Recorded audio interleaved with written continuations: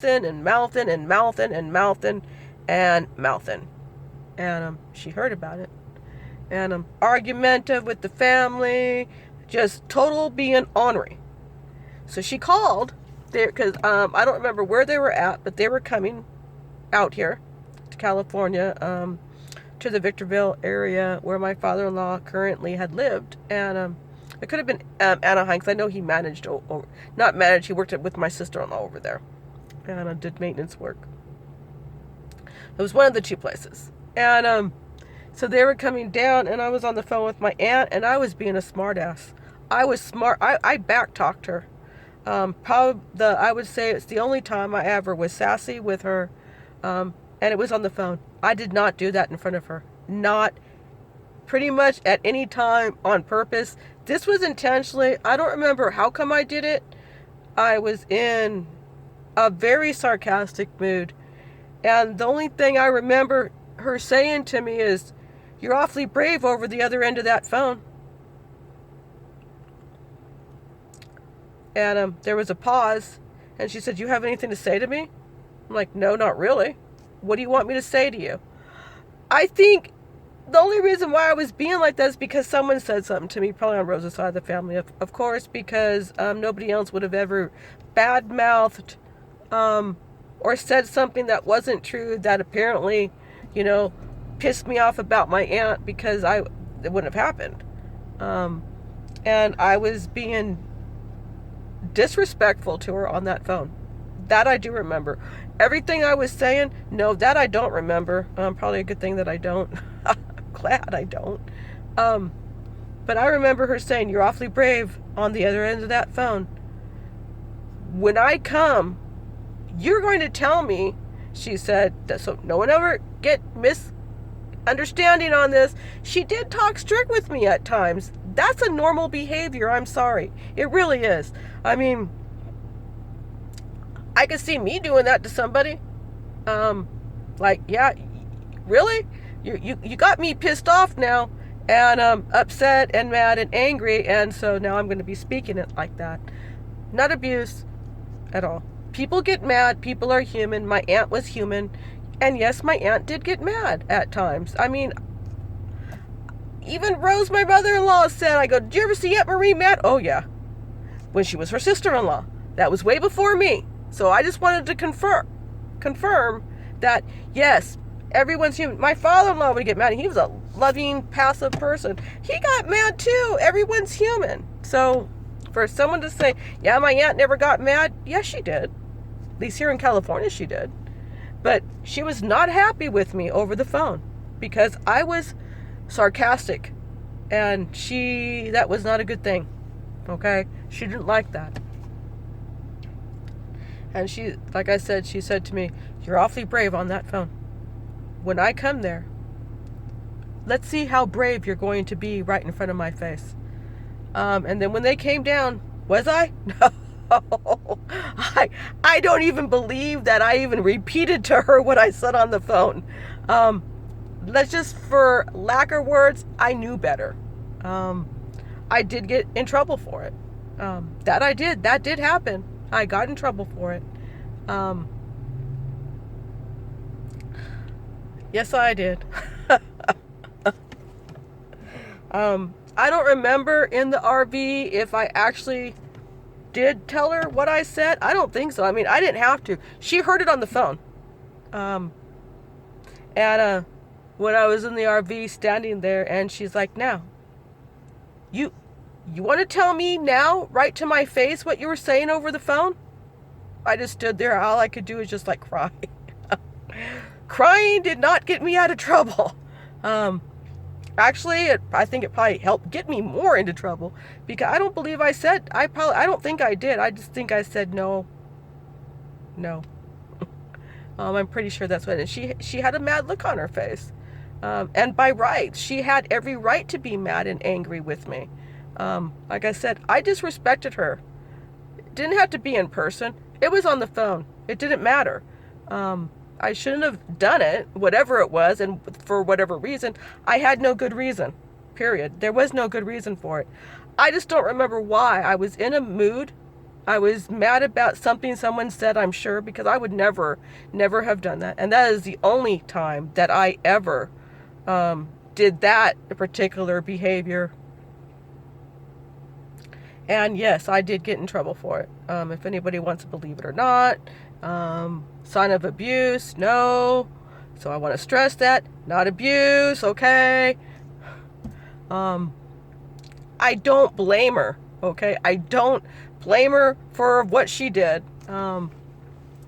Reprimanding me for it. I'll use that word since it seems to sound better. And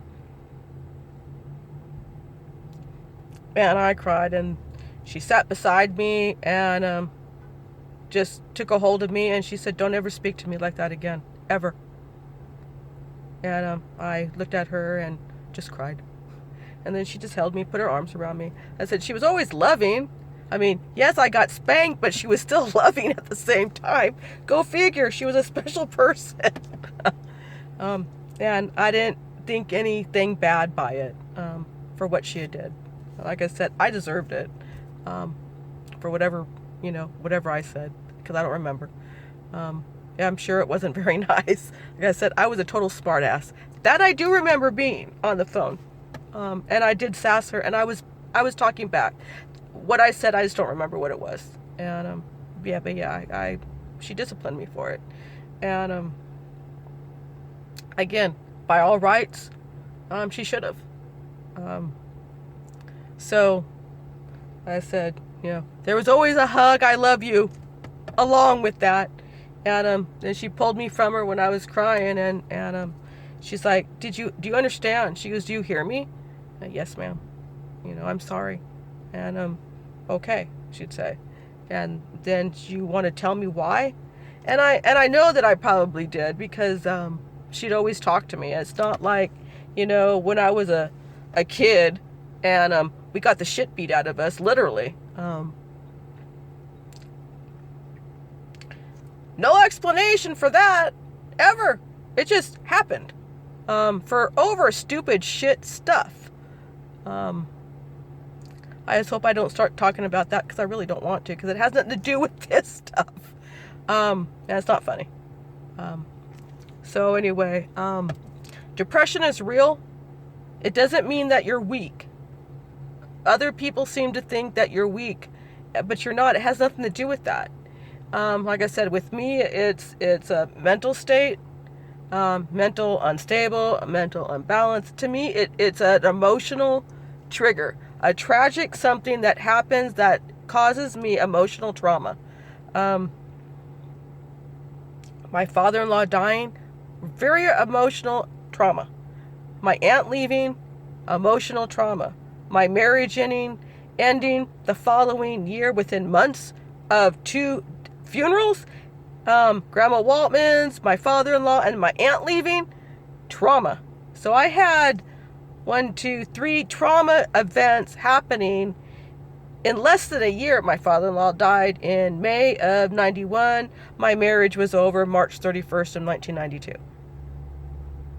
But like I said, when my father-in-law died, spiral, downfall. And everything of all of that was provoked by family members.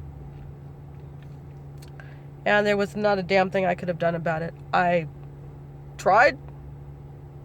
Wasn't going to happen because everything was over. So, finding out the death of my beloved aunt and uncle, her other brother, and then other members of the family, I had learned that everyone was gone now. Tragic? Trauma? For me? Yes. Regardless on how many years it had been since I seen or even talked to anybody, it doesn't matter as far as I'm concerned. You can't put years on years or years on love. It doesn't work that way. And if no one has ever been close to someone and have loved them more than themselves, more than anything in life that you could ever buy, You could never have bought this. I could never have bought this relationship I had with my aunt. Nobody could. It was precious and dear to me. And it was ripped from me early on. And I don't think I actually ever got over it. Honestly, I don't think I did. Well,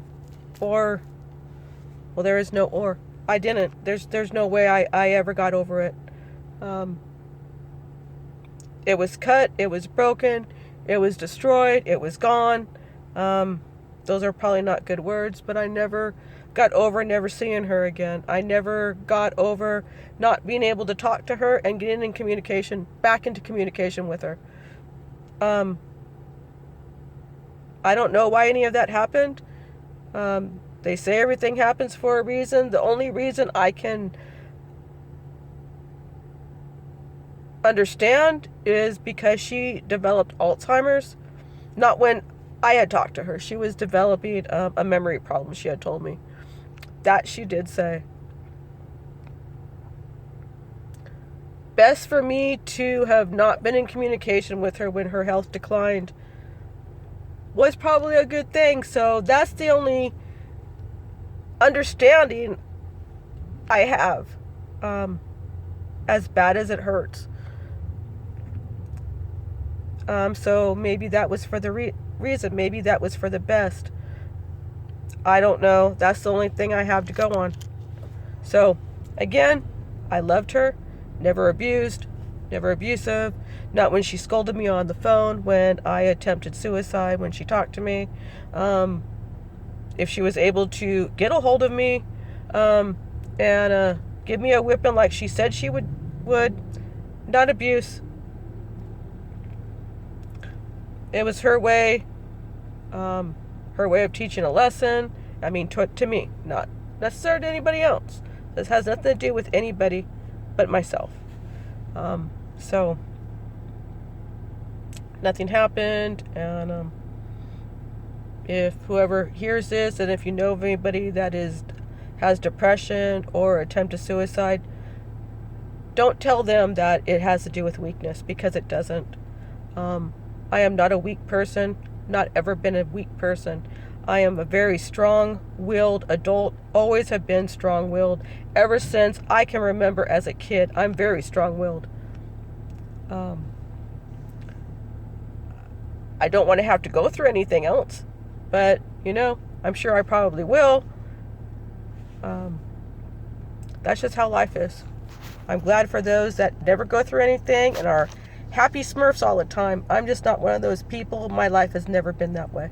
I wish it was, but it's not. And if helping others, hey, then that's, I guess, if it helps people. So anyway, that ends that, and there'll be more.